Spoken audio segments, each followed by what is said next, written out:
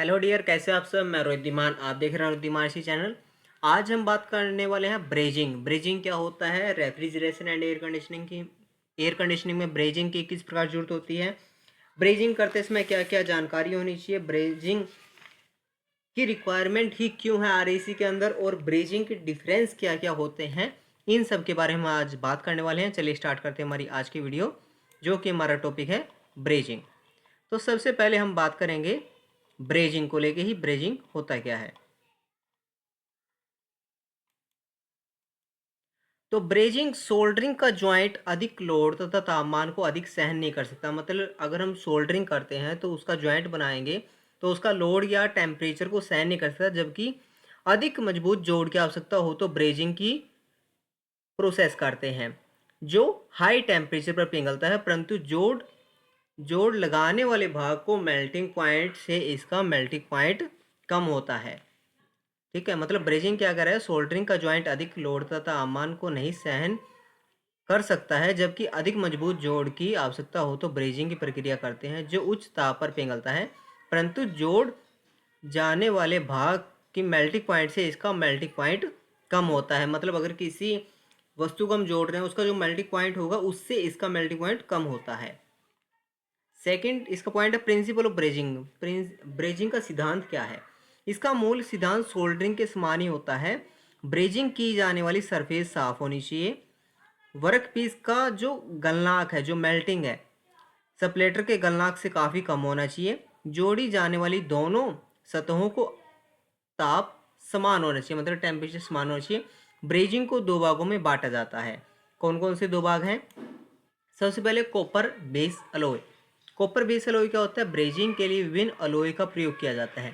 अधिकतर पीतल को 20% जिंक के साथ मिलाकर प्रयोग करते हैं। इसका यूज अधिकतर 850 डिग्री से 950 डिग्री सेल्सियस तक फेर्स मेटल के लिए यूज किया जाता है। एंड सेकंड है हमारा silver base alloy. Silver base alloy का गलनांक होता है 600 डिग्री सेल्सियस से 850 डिग्री सेल्सियस तक होता है। इसका प्रयोग हम किसी भी मेटल की ब्रेजिंग के लिए करते हैं। आगे फ्लक्स। फ्लक्स क्या होता है, ब्रेजिंग के लिए फ्लक्स के रूप में ब्रोक्स कंपाउंड का यूज किया जाता है। ये क्वेश्चन मोस्ट इंपोर्टेंट है। ब्रेजिंग के लिए फ्लक्स के रूप में क्या यूज किया जाता है, ब्रोक्स कंपाउंड का यूज किया जाता है। आगे चलते हैं, प्रिकॉशन फॉर ब्रेजिंग। ब्रेजिंग करते समय क्या क्या सावधान रखनी चाहिए। ब्रेजिंग करते समय निम्नलिखित सावधानियों का ध्यान रखना चाहिए। सबसे पहले ब्रेजिंग की जाने वाली सतह को अच्छी तरह से साफ कर लेना चाहिए। जिस भाग को जोड़ना है उसे सही स्थिति में क्लैंप करना चाहिए, मतलब उसे सही स्थिति में रखना चाहिए ताकि जॉइंट अच्छे से उसके। फ्लैक्स का प्रयोग जोड़ के स्थान पर करना चाहिए। मेटल को उसके मेल्टिंग पॉइंट से अधिक गर्म नहीं करना चाहिए, नहीं तो यह पिघल कर डैमेज हो जाएगा। नंबर 5, मेटल को सप्लेटर ब्रेजिंग रोड के मेल्टिंग पॉइंट से अधिक गर्म नहीं करना चाहिए। नंबर 6, ज्वाइंट के बीच में खाली जगह पर सप्लेटर भर देना चाहिए। मेटल को खुली हवा में धीरे धीरे ठंडा करना चाहिए।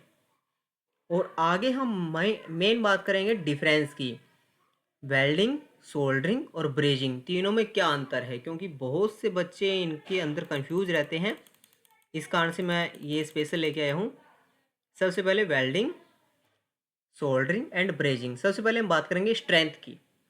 स्ट्रेंथ वेल्डिंग की बात करें तो इसका जोड़ सबसे अधिक मजबूत और शक्तिशाली होता है। यह लगभग मुख्य धातु के समान शक्तिशाली होते हैं। यह टेम्परेचर सहन कर सकते हैं। सोल्डरिंग, यह जोड़ कमजोर होता है तथा टेम्परेचर अधिक सहन नहीं कर सकता। यह 7.5 किलोग्राम पर से अधिक भार सहन नहीं कर सकता है। ब्रेजिंग की बात करें, यह जोड़ सोल्डरिंग से अधिक तथा वेल्डिंग से कम शक्तिशाली होता है। इसकी शक्ति 25 से 50 किलोग्राम वर्ग मिलीमीटर स्क्वायर भाग सहन कर सकता है। टेम्परेचर की बात करें तो वेल्डिंग बेस मेटल के गलनांक से अधिक तापमान पर की जाती है। सोल्डरिंग फिल्टर मेटल से अधिक गलनांक से तथा 350 डिग्री सेल्सियस लगभग ताप सहन मान पर होती है। ब्रेजिंग फिल्टर रोड से अधिक तापमान पर तथा वेल्डिंग मेटल से कम तापमान पर की जाती है। इसका तापमान लगभग 650 डिग्री सेल्सियस होता है। नेक्स्ट पॉइंट है प्रेशर। वेल्डिंग के अंदर क्या होता है, वेल्डिंग की कुछ विधियों को छोड़कर अधिकतर में प्रेशर की आवश्यकता नहीं होती है। सोल्डरिंग की बात करें, इसमें किसी भी प्रकार की प्रेशर की आवश्यकता नहीं होती है। ब्रेजिंग की बात करें, इसमें जोड़ी जाने वाली सतहों को दबाकर रखा जाता है जिससे कम से कम गैप रहे। टाइप्स ऑफ मेटल जॉइंट की बात करें तो वेल्डिंग के अंदर जोड़ी जाने वाली दोनों धातुएं समान होनी चाहिए। वेल्डिंग द्वारा असमान धातु नहीं जोड़ी जाती है। सोल्डरिंग में दो असमान धातुओं को आपस में जोड़ा जा सकता है। और ब्रेजिंग के द्वारा दो असमान धातुओं को भी जोड़ा जा सकता है। एंड लास्ट है movement of filler metal. Welding के अंदर है फिलर मेटल पिघले हुए बेस मेटल के साथ मिलकर उसी स्थान पर ठंडी होकर जुड़ जाती है। सोल्डरिंग को सोल्डरिंग आयरन के साथ बेस मेटल की सतह पर फैलाया जाता है। और ब्रेजिंग की बात करें तो पिघला हुआ सेपरेटर फिलर अलॉय के द्वारा जोड़ा जाता है। फिलर अलॉय जोड़ में बनी हुई तक पहुंचाता है। फिलर मेटल की बात करें तो वेल्डिंग में फिलर मेटल बेस मेटल के अनुसार लिया जाता है। कभी कभी कुछ अलॉय एलिमेंट मिलाए जाते हैं। सोल्डरिंग की बात करें, इसमें काम आने वाली फिलर मेटल को सोल्डर कहा जाता है। यह टिन और लेड को मिलाकर बनाया जाता है। और ब्रेजिंग की बात करें, इसमें काम आने वाले फिलर मेटल को सप्लेटर कहते हैं। सप्लेटर एर्गेन क्योमिक तथा अन्य धातुओं का मिश्रण होता है। तो आज की वीडियो में ही, फिर मिलते हैं नेक्स्ट वीडियो में कुछ और वीडियो के साथ और टॉपिक के साथ। तो आज की वीडियो में इतना ही। Thank you for my wishing video. Thank you.